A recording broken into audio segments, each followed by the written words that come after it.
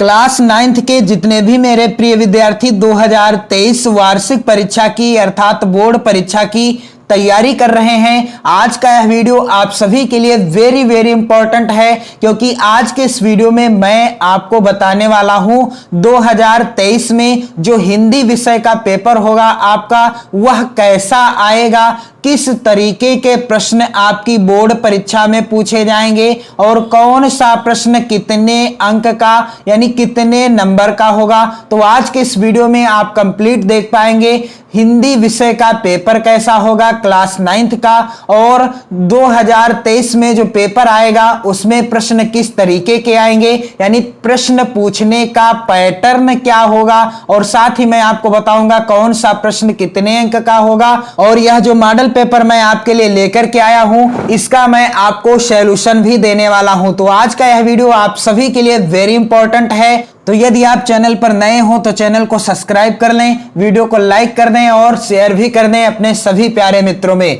तो जैसा कि यहां पर आप देख पा रहे हैं स्पष्ट लिखा है आदर्श प्रश्न पत्र विषय हिंदी कक्षा 9 हिंदी विषय का यह मॉडल पेपर है। 3 घंटे 15 मिनट का समय मिलेगा आपको। पेपर का पूर्णांक कितना होगा 70 अंकों का, और यहां पर कुछ सामान्य से नोट भी लिखे हैं। पहला क्या है कि प्रारंभ के 15 मिनट परीक्षार्थियों को प्रश्न पत्र पढ़ने के लिए निर्धारित है। दूसरा है प्रश्न पत्र 2 खंडों में विभाजित है, खंड आ एवं खंड बा दोनों। इसके बाद है अगला कि खंड आ में 20 अंक के बहुविकल्पी हैं। खंड आ में कितने अंक के 20 अंक के बहुविकल्पी क्या हैं प्रश्न दिए गए हैं, और जिनका उत्तर आपको कहां पर फिल करना होगा OMR शीट में फिल करना होगा। यानी जो 20 अंक के बहुविकल्पी प्रश्न आएंगे इनका आंसर आपको OMR शीट में फिल करना है। कैसे फिल करना है मैंने वीडियो कंप्लीट बना दी है, आप चैनल की प्लेलिस्ट में देख सकते हैं किस तरीके से OMR शीट भरना है आपको, इसके लिए भी मैंने वीडियो प्रोवाइड करा दी है। यदि आप कमेंट करेंगे तो मैं जल्द ही दोबारा आपको वीडियो प्रोवाइड करा दूंगा। और इसके बाद अगला निर्देश है खंड बा में 50 अंक के वर्णनात्मक प्रश्न दिए गए हैं। कितने अंक के, जो खंड बा है उसमें 50 अंक के वर्णनात्मक प्रश्न दिए गए हैं, और प्रत्येक प्रश्न के सम्मुख निर्धारित अंक भी अंकित हैं। इसके बाद यहां पर आप देख पा रहे हैं इस मॉडल पेपर में खंड आ के अंतर्गत बहुविकल्पी प्रश्न, और आप इन सभी प्रश्नों को तैयार कर लो। जी हां, आप इस मॉडल पेपर के सभी प्रश्नों को तैयार कर लो, वेरी इंपॉर्टेंट हैं आपकी वार्षिक परीक्षा 2023 के लिए। और जल्द ही मैं आपको हिंदी विषय का और सामाजिक विषय का अन्य भी मॉडल पेपर प्रोवाइड कराऊंगा और साथ ही साथ सॉल्व भी कराऊंगा। तो आप चैनल के साथ यह जुड़े हैं तो आप हिंदी विषय और सामाजिक विषय तथा चित्रकला विषय की बेहतर तैयारी कर सकते हो। तो यहां पर प्रश्न क्या है, चलिए बिना देरी किए हुए यहां पर देख लेते हैं। पहला प्रश्न कह रहा है कि भारतेंदु युग के निबंधकार हैं। यहां पर पहला विकल्प है बालकृष्ण भट्ट, दूसरा विकल्प है बाबू गुलाब राय, तीसरा विकल्प है श्याम सुंदर दास और चौथा है रामचंद्र शुक्ल। तो भारतेंदु युग के निबंधकार कौन है, इस प्रश्न का राइट आंसर क्या हो जाएगा, भारतेंदु युग के निबंधकार हैं बालकृष्ण भट्ट जी। पहला ही विकल्प सही है। OMR शीट में क्या होगा, उसमें ऑप्शन दिया होगा A, B, C और D, और पेपर में हो सकता है इसी तरह से लिखा हो का, खा, गा और घा। तो आपको इसी के अनुसार आपको गोला काला करना है। जैसे कि यहां पर A वाला सही है यानी का वाला विकल्प सही है, तो आपको A वाले गोले को काला कर देना है। इसके बाद अगला प्रश्न संख्या दूसरा है कि गोदान किस विधा की रचना है। यहां पर आप देख पा रहे हैं प्रत्येक प्रश्न 1 अंक का है। जो बहुविकल्पी प्रश्न होगा प्रत्येक प्रश्न 1 अंक का होगा। गोदान किस विधा की रचना है, पहला विकल्प है कहानी, दूसरा विकल्प है उपन्यास, तीसरा विकल्प है निबंध और चौथा है नाटक।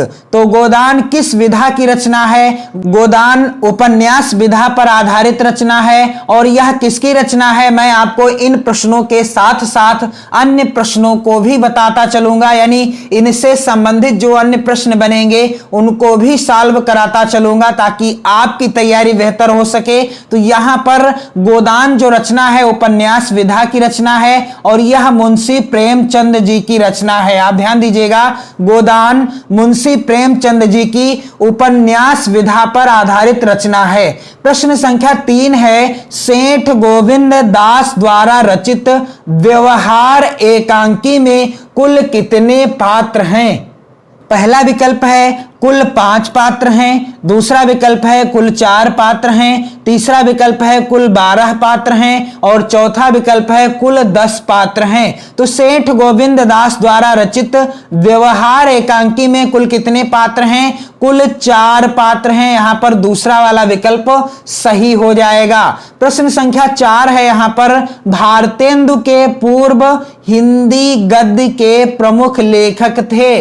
भारतेंदु के पूर्व यानी भारतेंदु के पहले, भारतेंदु हरिश्चंद्र जी के पहले दिए गए विकल्पों में से हिंदी गद्य के प्रमुख लेखक कौन थे? पहला है विकल्प राधा कृष्णदास, दूसरा विकल्प है राजा शिव प्रसाद सितारे हिंद, तीसरा विकल्प है बाल मुकुंद गुप्त और चौथा विकल्प क्या है? प्रताप नारायण मिश्र। तो भारतेंदु के पूर्व यानी पहले हिंदी गद्य के प्रमुख लेखक कौन थे? राजा शिव प्रसाद सितारे हिंद। यहां पर राइट आंसर क्या हो जाएगा? राजा शिव प्रसाद सितारे हिंद हो जाएगा। इसके बाद प्रश्न संख्या 5 कह रहा है क्या कि आदिकाल को अन्य किस नाम से जाना जाता है? पहला विकल्प है मध्यकाल, दूसरा विकल्प है श्रृंगार काल, तीसरा विकल्प है वीरगाथा काल और चौथा विकल्प है युद्ध काल। तो आदिकाल को अन्य किस नाम से जाना जाता है? इसका राइट आंसर क्या हो जाएगा? आदिकाल को अन्य किस नाम से जाना जाता है? वीरगाथा काल के भी नाम से जाना जाता है। और आदिकाल को चारण काल, जी हां आप ध्यान दीजिएगा, आदिकाल को चारण काल के नाम से भी जाना जाता है। किस काल से? चारण काल के नाम से भी जाना जाता है। प्रश्न संख्या यहां पर 6 है कि पृथ्वीराज रासो किसकी रचना है? यहां पर पहला विकल्प दिया गया है नरपत नाल, दूसरा है चंद बरदाई, तीसरा विकल्प है दलपत विजय और चौथा विकल्प है विद्यापति। तो पृथ्वीराज रासो किसकी रचना है? राइट आंसर क्या हो जाएगा? चंद बरदाई। राइट आंसर क्या है? पृथ्वीराज रासो किसकी रचना है? चंद बरदाई जी की रचना है। और आप ध्यान दीजिएगा कि जो पृथ्वीराज रासो यह रचना है यह किस काल की रचना है? तो यदि प्रश्न आता है कि पृथ्वीराज रासो किस काल की रचना है तो यह आदिकाल की रचना है। किस काल की? आदिकाल की रचना है। इसके बाद प्रश्न संख्या 7 क्या है कि सगुणोपासना की दूसरी शाखा कहलाती है? पहला विकल्प है सूफी काव्यधारा, दूसरा विकल्प है कृष्णाश्रयी शाखा, तीसरा विकल्प है ज्ञानाश्रयी शाखा और चौथा विकल्प है प्रेमाश्रयी शाखा।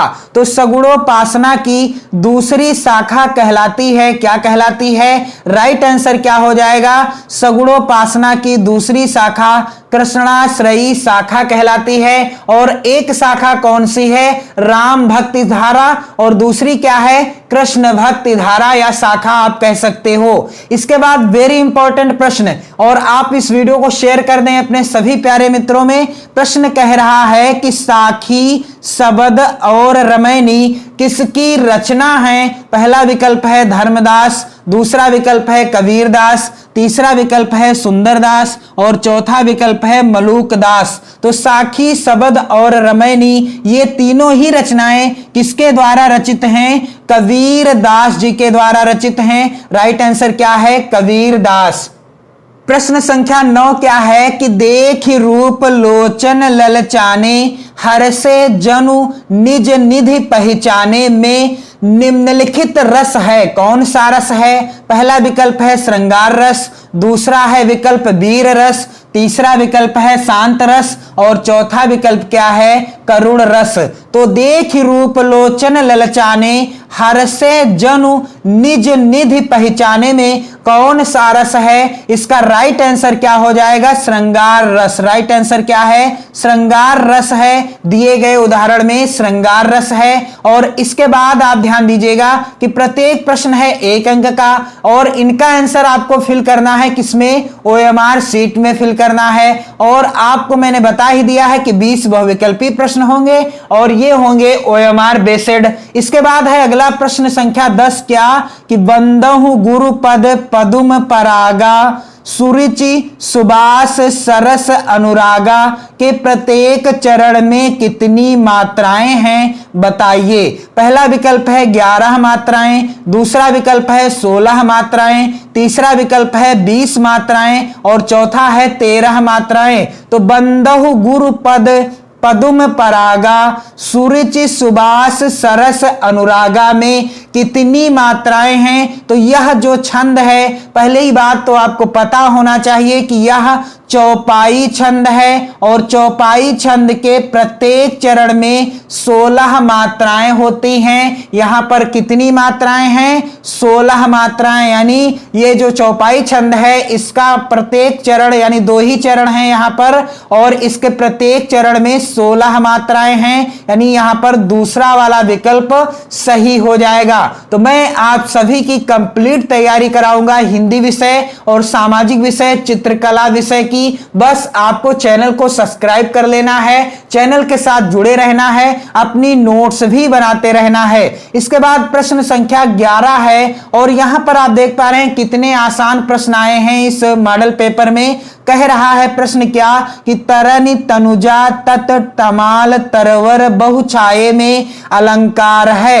पहला विकल्प है उपमा अलंकार, दूसरा है विकल्प अनुप्रास अलंकार, तीसरा विकल्प है श्लेष अलंकार और चौथा विकल्प है रूपक अलंकार। तो जहां पर एक वर्ण या अक्षर की आवृत्ति 1 से अधिक बार हो वहां अनुप्रास अलंकार होता है। यहां पर दूसरा वाला विकल्प क्या है? सही है, क्योंकि यहां पर ता अक्षर या वर्ण की आवृत्ति आप देख पा रहे हैं ता वर्ण या अक्षर कई बार आया है, इसलिए यहां पर अनुप्रास अलंकार है। और मैंने आप सभी को वीडियो प्रोवाइड करा दी है अनुप्रास अलंकार की परिभाषा उदाहरण सहित और श्लेष अलंकार तथा यमक अलंकार की भी परिभाषा उदाहरण सहित आपको बता दी है। आप देख पाएंगे, चैनल की प्लेलिस्ट में वीडियो मिल जाएगी। प्रश्न संख्या 12 है यथाशक्ति का समास विग्रह है। पहला है विकल्प शक्ति प्लस अनुसार, दूसरा विकल्प है यथ प्लस शक्त, तीसरा विकल्प है यथा प्लस शक्ति और चौथा विकल्प है यथ प्लस अनुसार। तो यथाशक्ति का समास विग्रह क्या है? इसका राइट आंसर क्या हो जाएगा? यथा प्लस शक्ति, यानी तीसरा वाला विकल्प सही हो जाएगा।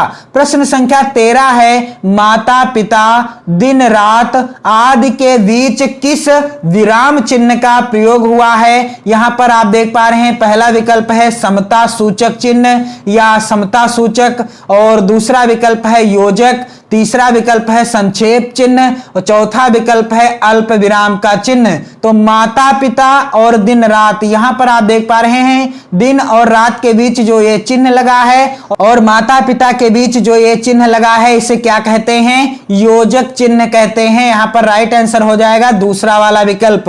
प्रश्न संख्या 14 है कि अस्थि शब्द का तद्भव बताइए। पहला विकल्प है कलश, दूसरा है हड्डी, तीसरा विकल्प है अश्रु और चौथा है अग्र। तो अस्थि शब्द का तद्भव क्या होगा? हड्डी हो जाएगा।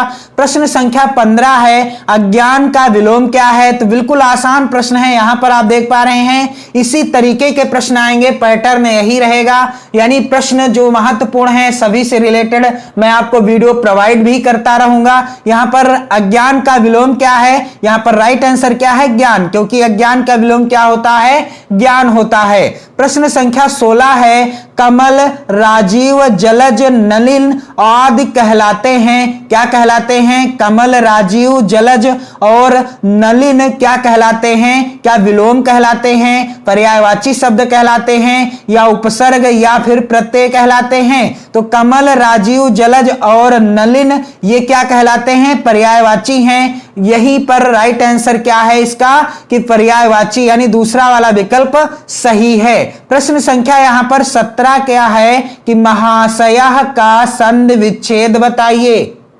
पहला विकल्प है महान प्लस आशयः, दूसरा विकल्प है महा प्लस आशयः, तीसरा विकल्प है महा प्लस शयः और चौथा विकल्प है महा प्लस आलयः। तो महाशयः का संधि विच्छेद क्या होगा? इसका राइट आंसर है दूसरा वाला विकल्प महा प्लस आशयः। यहां पर दूसरा वाला विकल्प क्या है? सही हो जाएगा। प्रश्न संख्या 18 है रामः रूप है राम का। पहला विकल्प सप्तमी विभक्ति द्विवचन, दूसरा विकल्प तृतीया विभक्ति बहुवचन, तीसरा विकल्प तृतीया विभक्ति एकवचन और चौथा विकल्प तृतीया विभक्ति द्विवचन। तो रामः रूप है राम का, इसका राइट आंसर क्या हो जाएगा? इस प्रश्न का राइट आंसर हो जाएगा तृतीया विभक्ति बहुवचन। यहां पर दूसरा वाला विकल्प सही है। इसके बाद प्रश्न संख्या 19 क्या है? गच्छन्ति रूप है गम धातु का। पहला विकल्प है लिट लकार मध्यम पुरुष एकवचन, दूसरा विकल्प है लट लकार प्रथम पुरुष बहुवचन, तीसरा विकल्प है लिट लकार उत्तम पुरुष एकवचन और चौथा है लंग लकार प्रथम पुरुष बहुवचन। तो यहां पर राइट आंसर क्या हो जाएगा? इस प्रश्न का राइट आंसर हो जाएगा लट लकार प्रथम पुरुष बहुवचन का रूप है क्या? गच्छन्ति। अगला है क्री धातु विधिलिंग लकार मध्यम पुरुष द्विवचन का रूप बताइए। पहला विकल्प है यहां पर करोत, दूसरा विकल्प है कुर्यातम, तीसरा विकल्प है कुरुत और चौथा विकल्प है अकरोत। तो क्री धातु विधिलिंग लकार मध्यम पुरुष द्विवचन का रूप क्या हो जाएगा? कुर्यातम हो जाएगा। यहां पर हो जाएगा राइट आंसर दूसरा। तो मैंने आपको बता दिए हैं इस मॉडल पेपर के जो 20 महत्वपूर्ण प्रश्न हैं, आप इनको जरूर तैयार कर लो। इसके बाद खंड बा के अंतर्गत कुछ इस तरीके के प्रश्न आएंगे। प्रश्न संख्या 21 में है निम्नलिखित गद्यांश पर आधारित प्रश्नों के उत्तर दीजिए। तो यहां पर आप देख पा रहे हैं वेरी इंपॉर्टेंट गद्यांश है और इस गद्यांश पर आधारित पूछे गए हैं प्रश्न कितने? 3 पूछे गए हैं, यानी 2 गद्यांश होंगे आपकी बोर्ड परीक्षा में। आपको किसी एक गद्यांश के नीचे दिए गए 3 ही प्रश्नों का उत्तर देना होगा, जिसके लिए आपको 6 नंबर मिलेंगे। महत्वपूर्ण गद्यांशों से रिलेटेड वीडियो आपको चैनल की प्लेलिस्ट में मिल जाएगी, आप देख सकते हो। इसके बाद प्रश्न संख्या यहां पर है 22।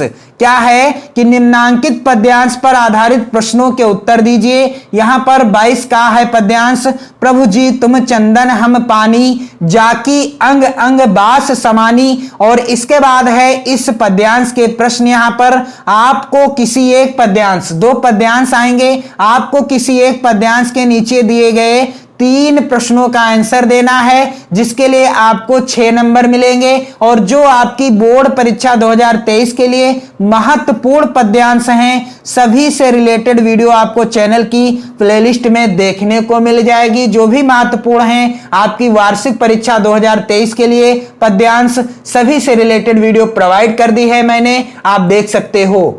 यहां पर अथवा में भी पद्यांश है, तो मैंने आपको बताया किसी एक पद्यांश के नीचे दिए गए 3 ही प्रश्नों का आपको आंसर करना है। इसके बाद प्रश्न संख्या 23 का के अंतर्गत है निम्नलिखित संस्कृत गद्यांशों में से किसी एक का संदर्भ सहित हिंदी अनुवाद अपने शब्दों में कीजिए। तो यहां पर आप देख पा रहे हैं जो संस्कृत का गद्यांश है वेरी इंपॉर्टेंट है और संस्कृत के 2 गद्यांश आएंगे आपकी बोर्ड परीक्षा में। प्रत्येक गद्यांश होगा 4 अंक का, यानी आपको किसी एक गद्यांश का संदर्भ लिखना होगा और हिंदी में अनुवाद करना होगा। तो यह जो गद्यांश है पहला वाला, यह किस पाठ से लिया गया है? अनंतरम श्री कृष्णा गोपाले सह वनम गत्वा गाहाचार्यति। यह जो गद्यांश है पहला वाला, यह किस पाठ से है? तो यह गद्यांश लिया गया है कृष्णः गोपालः नंदनः, कृष्णः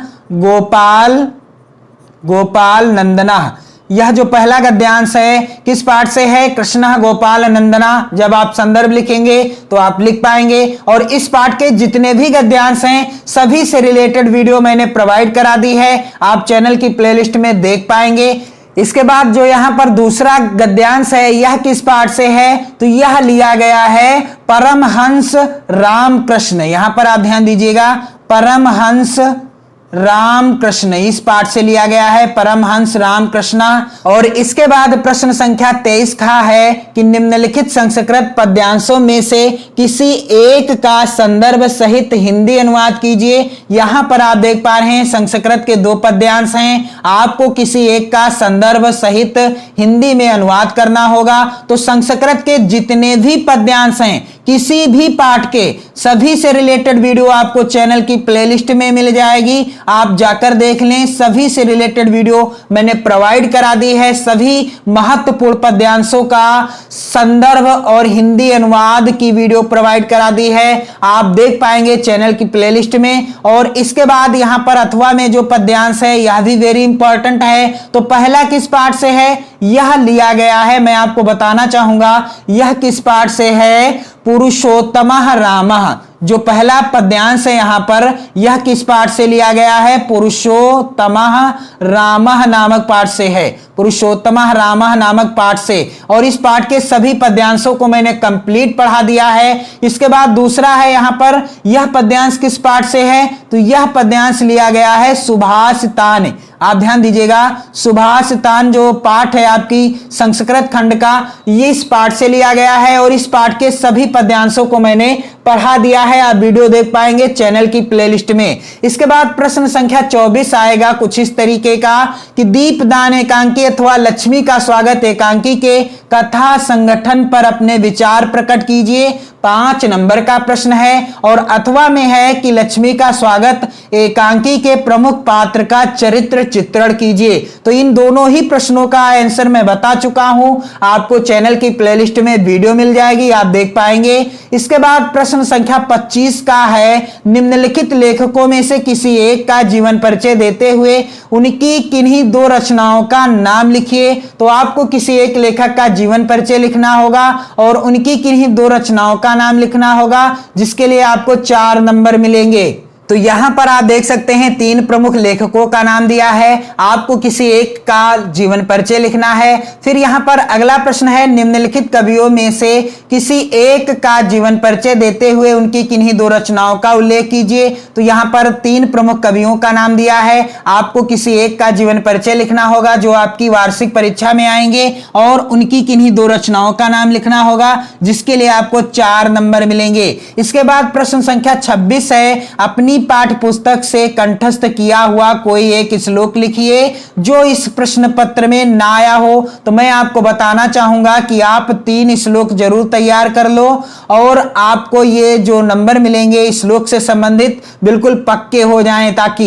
इसके बाद है प्रश्न संख्या 27, निम्नलिखित प्रश्नों में से किन्हीं 2 प्रश्नों के उत्तर संस्कृत में दीजिए। तो यहां पर संस्कृत के 4 प्रश्न हैं, आपको किन्हीं 2 प्रश्नों का ही उत्तर संस्कृत में देना है, जिसके लिए आपको 4 नंबर मिलेंगे। और प्रश्न संख्या 28 है कि निम्नलिखित मुहावरे एवं लोकोक्ति में से किसी एक का अर्थ बताते हुए वाक्य प्रयोग कीजिए। तो यहां पर आप देख पा रहे हैं 4 विकल्प दिए गए हैं, ऊंट के मुंह में जीरा, ईद का चांद होना, अक्ल बड़ी या भैंस, अंधे की लकड़ी होना। इसके बाद प्रश्न संख्या 29 क्या आएगा कि निम्नलिखित में से किन्हीं 2 वाक्यों का संस्कृत में अनुवाद कीजिए। तो यहां पर आप देख पा रहे हैं संस्कृत के कितने वाक्य आए हुए हैं, 1 2 3 4 और 5 वाक्य आए हैं, 5 ही आएंगे।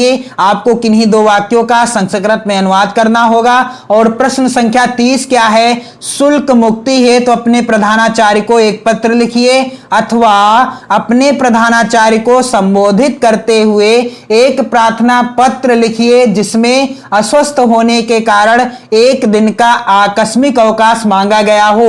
तो इन दोनों प्रश्नों का आंसर से रिलेटेड वीडियो आपको चैनल की प्लेलिस्ट में मिल जाएंगे, मैंने ऑलरेडी ही प्रोवाइड करा दिए हैं। 5 नंबर का यह प्रश्न आया है। तो मैंने आप सभी को बता दिया है कि 2023 की बोर्ड परीक्षा में हिंदी विषय का जो पेपर होगा अब कैसा आएगा।